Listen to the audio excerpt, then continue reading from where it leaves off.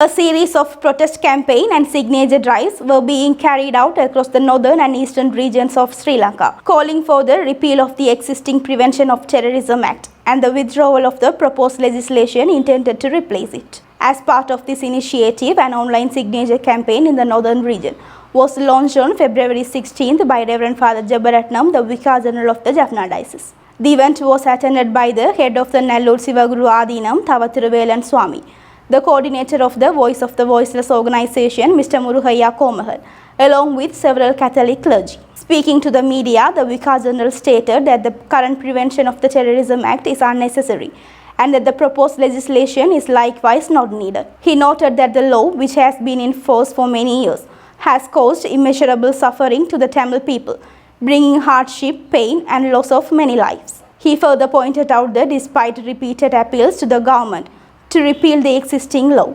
efforts are now underway to introduce new legislation of a similar nature. He warned that such measures could compel Tamil people to continue living in fear and uncertainty. Reverend Father Jabaratnam urged the government to create conditions that allow people to live peacefully, without fear and in freedom by abolishing the Prevention of Terrorism Act and refraining from introducing any similar legislations. The signature campaign was first launched in the Trincomalee district on February 14th and concluded on February 25th. The collected signatures are to be submitted to the Ministry of Justice of Sri Lanka, with copies to be forwarded to the United Nations Secretary General, the United Nations Human Rights Council High Commissioner, the European Union, the International Monetary Fund, the Asian Development Bank and other diplomatic representatives.